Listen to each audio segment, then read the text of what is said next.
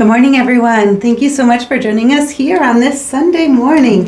We have some things we want to continue this time. So Japan. Yes, Yay! yes. We've been talking a lot about Japan lately. And it was an incredible trip. Wasn't it? Oh my goodness, 33 days, 21 days of immersive meditation. Nice. It was quite a pilgrimage for the soul. But we've been talking a lot about that lately. And meditating.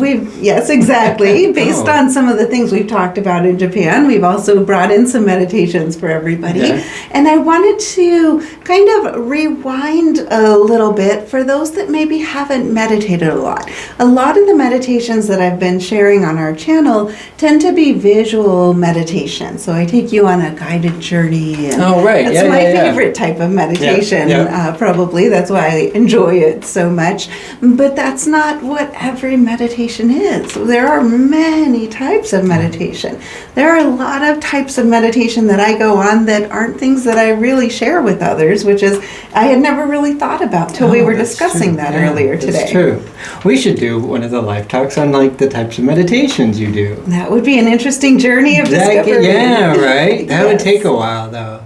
Huh, okay, yeah. We'll work our way into that as well. Yeah, we'll have to touch on that, so yeah. And so I wanted to bring us back about 6 months ago, it was right before I went to Japan actually, is when we'd started the talks about how do you meditate? If you've never meditated a day in your life before and you have no idea how to do it, I actually met several people when I was in Japan and on the mountain that had never believed that they could meditate. We just would spark conversation with different people. Interesting. And they would say, oh, that sounds amazing, but I can't. And people would tease each other saying, why don't you go meditate with her? And they felt like they couldn't do it. Because it's more of a joke than that. Yeah, and they really didn't know how. They felt like they would, like I remember hearing people saying, well, I would fail at that. I have no idea. That's a shame. It was really sad. That's not good. Exactly. So I think that really brings us into a nice point of coming back to right before I left when we started our beginner meditation series. And I really feel like you have a lot of the vocabulary to bring it into a way for people that are just starting out to be able to understand it well, because you're just a few years into your meditation Yes, absolutely. journey. Yeah, so I'm still just kind of a beginner. Do you want to start back with reminding people a little bit about what we talked about the last time? Okay, so the last time, we did the most basic approach, which is where I started, which was just the counting down. You calm your mind, see like a black, everything's in black, and then you just see the numbers.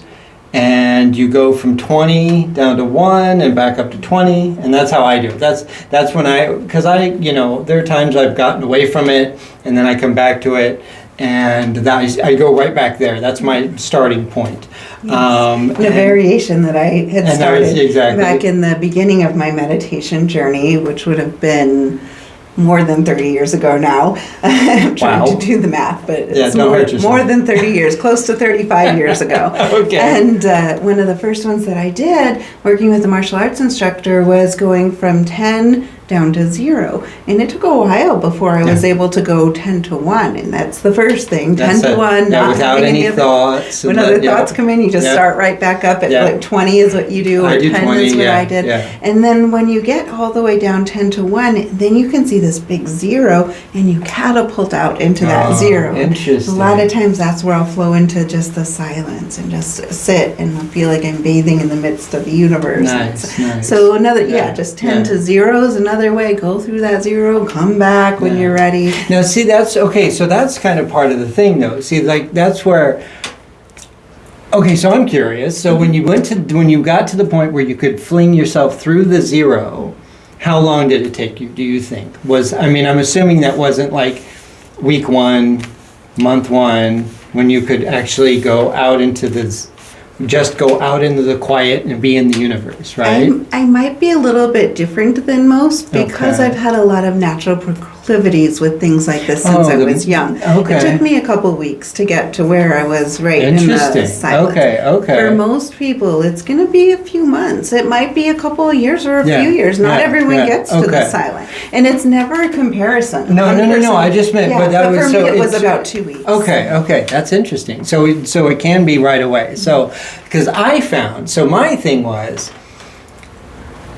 my whole problem, the reason I start at 20 is my brain goes.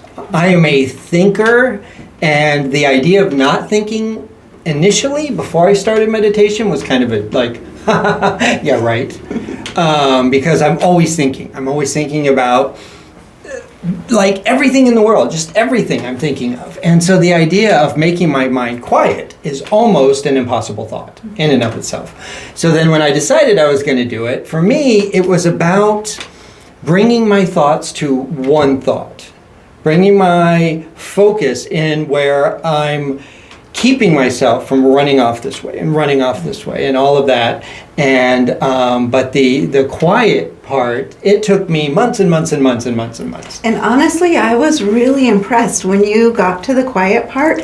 That was faster than most people from the journeys that I've known. Yes, because it was within several months. It was. That you were there. Yeah, it was less than a year. I'm not sure how much less than a year, but I would say less than a year. You came in and I just went, this is so interesting. Yeah. Which is so funny because I got there, and it's so funny that I did it for a little while after that, and then that was one of my major breaks. Mm-hmm. Like I kind of went, oh my God, this is amazing. And it's funny because what I got out of it, I mean, there was this amazing sensation of calm and relaxation. I mean, there was all of these things, and I wanted to do it more. And instead of doing it more, I sort of fell off doing it altogether. And it's just a weird, life kind of takes you how it does. So anyway. I think that we could even explain, I know I don't want to get too off track, but that we can explain within Kabbalah. We talk a lot about the opponent and the voice of the opponent and the voice of the soul.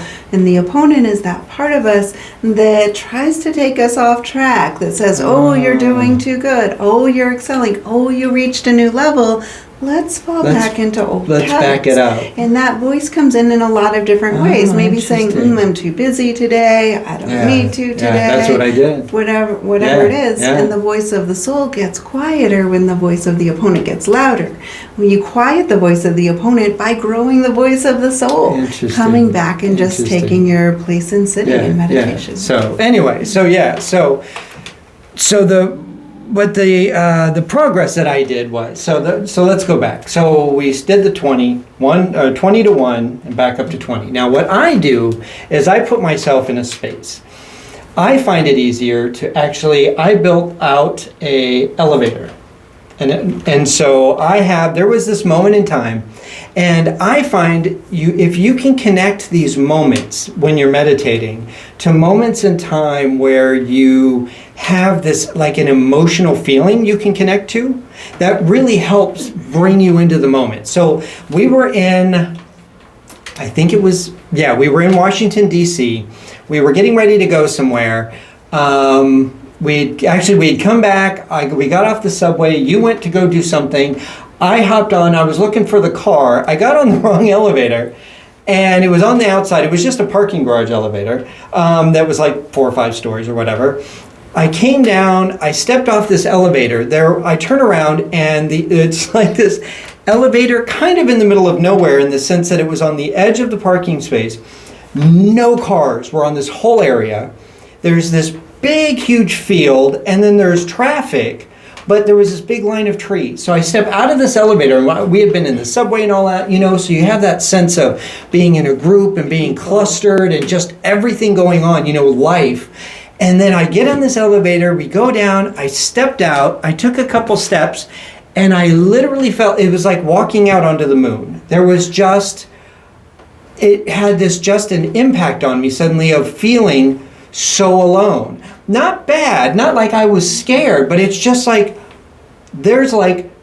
I'm like 1 floor up and there's thousands of people, and right this second, if I screamed my lungs out, nobody would notice because I'm that alone. And it was just an interesting, and so I picked that moment because I had this feeling of just, it was an isolation, but it was a good isolation. Or it was just an emotional isolation, I guess.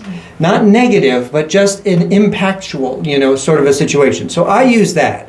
So that's where I start my meditations, is I'm standing outside that elevator again, and it's just me, and I hit the button, and I'm waiting. And there's just that feeling of complete aloneness.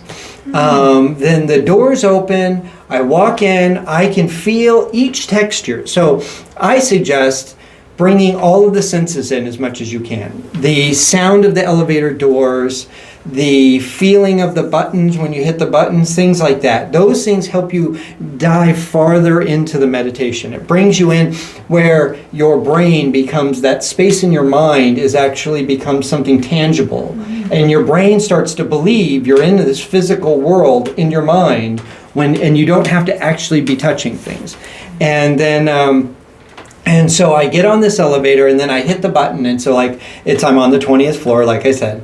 And so I hit the number 1 button and I can see all of the buttons, 20 to 1. And then I hit the 1 and the doors close, and then the elevator sort of falls away to that black screen. And then I do the countdown to 1. When I get to the 1 becomes that crack in the door where the elevator doors open, so it's like 1 and then the doors open. And then I've created, so now when you go to do this, I suggest that you make sure you build this out in your mind whenever you're going to add something to your meditations. A new space, a new idea, a new purpose for it.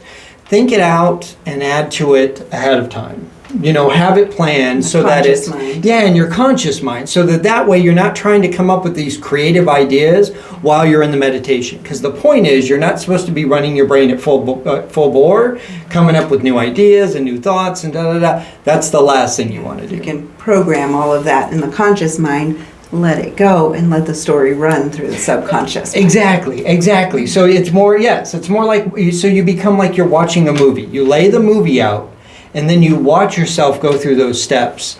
So that way you're watching and you're not coming up with new ideas, right?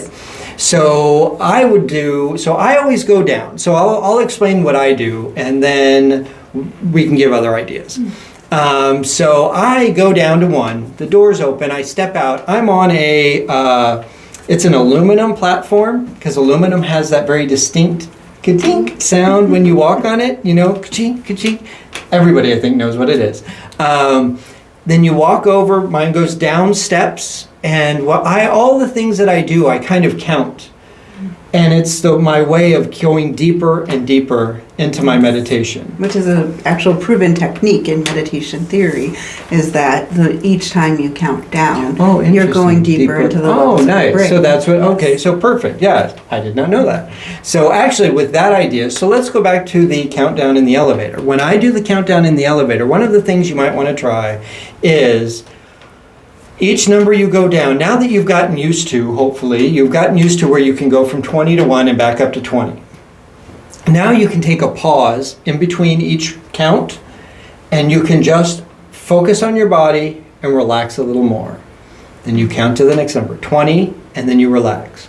19, and you find a way to relax more. And now when you get down to 5, you're thinking, how can I relax more? You can. So you go 5. And I relax a little bit more. And by the time you reach 1, you should be just mush. There should be nothing there. And pretty much the point is you're relaxing your body to the point where only your mind is using up as much, is using up all of that energy, staying focused on what you're accomplishing, and the body you're just sort of letting go. So then I do that, then you step out onto the platform, I walk over and I go downstairs, and then I always have 3 stairs, ding, ding, ding, so it's 3, 2, 1, and then I step onto rocks. And like in the little rocks they have in people's front yards and stuff sometimes, that little river rock. Yeah. And so when you walk on those have a very distinct sound. And so I use that sound that when I'm walking in my meditation. Every time I take a step, I hear those rocks, kind of a thing. And so mine is basically a tunnel that's been bored out. So I step out of the elevator and there's just this dark tunnel that goes way off into the distance. And I go down and it's just the tunnel and rocks. I walk over. Now this is really enough if you can just walk over, you walk to the middle of the thing, and then you sit there for just a minute and then you can come back up, and doing that, that's where I went from the counting to that. Over time, I eventually decided, like after a few months, I added in a point where where there was like a boiler system on the side, and the boiler system was like my energy, and I would drain the system out and replenish it with it would send it into the earth and I would replenish it up. And that was my, I would recharge all of my personal energy that way. When it would recharge, it would come back. I had like a little glass tube where I could see it drain and come back up. And when it came back, it was all shiny. I have doors with control rooms. I've built it out to accomplish things for myself. Yeah, some of that might get into the intermediate level. And we can do, but that's, so you can start to build it out. But when you do it, don't do it while you're in the meditation. Do it beforehand and do small changes. It took me the longest time to just get past the point of walking to the middle thing and back, because I had to do that in so much that I literally could do it without thinking.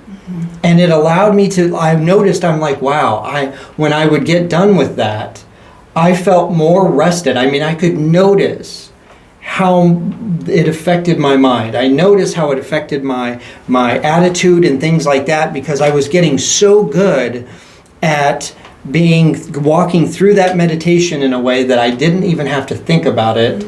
And the not thinking is kind of the point. So it was this expected routine that was going to happen over and over again. So that we'll just end with that. Just so we'll start with that for the second level, which is actually biofeedback. I'm not sure if you're familiar with that. So we haven't really talked a whole lot about when you started meditating, and it was fascinating to me because all of the things you did, you really guided yourself. They just flowed, made sense to you, which is one of the beautiful things with meditation. As you start out, it's just about starting. Just do it. Just start. Just flow with it. Just have a space.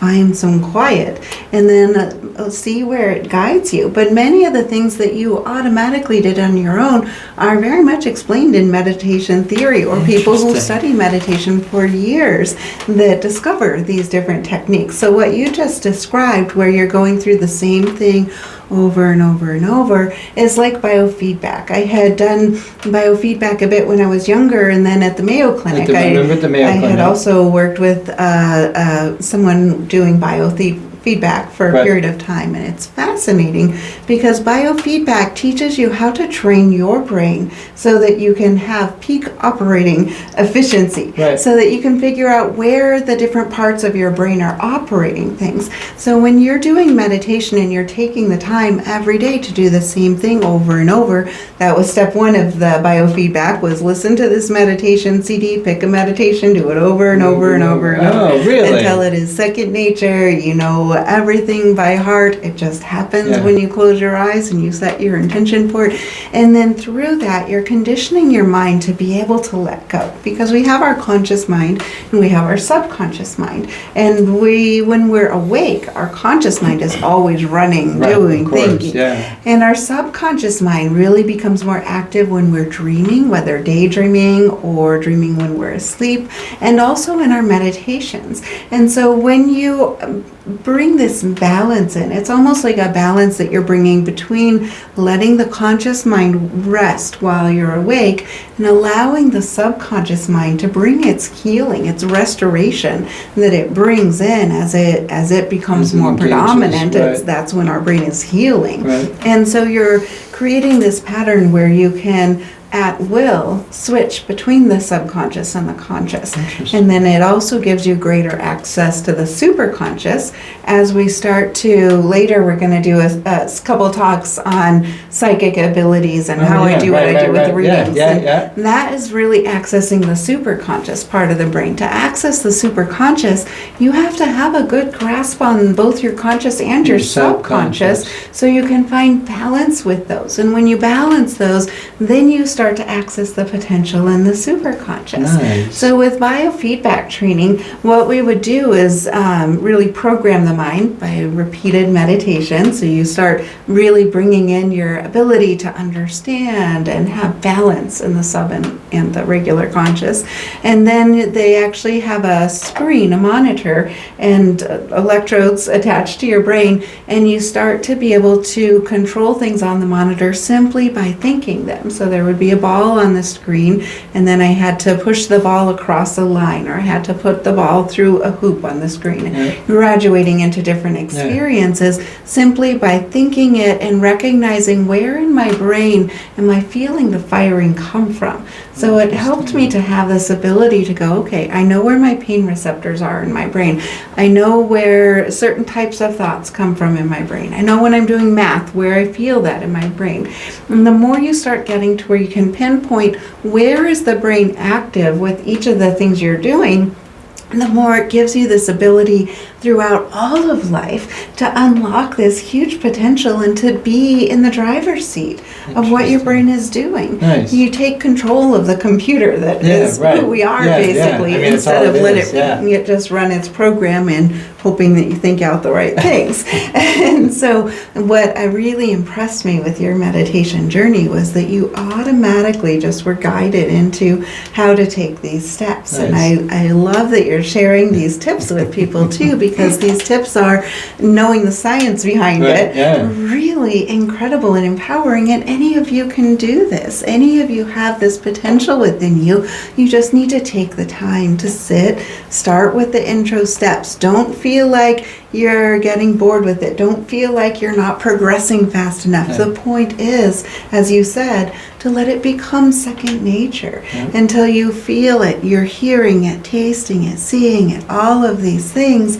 And then at some point you'll feel ready to add in that next step, plan it out, and then watch it as your soul really begins experiencing those things. It's really amazing progression and will bring so much peace into your life. And it seems so simple. It may not seem simple. Maybe it sounds like it's a lot now. It sounds like a lot, I think, but it is really, it's easy.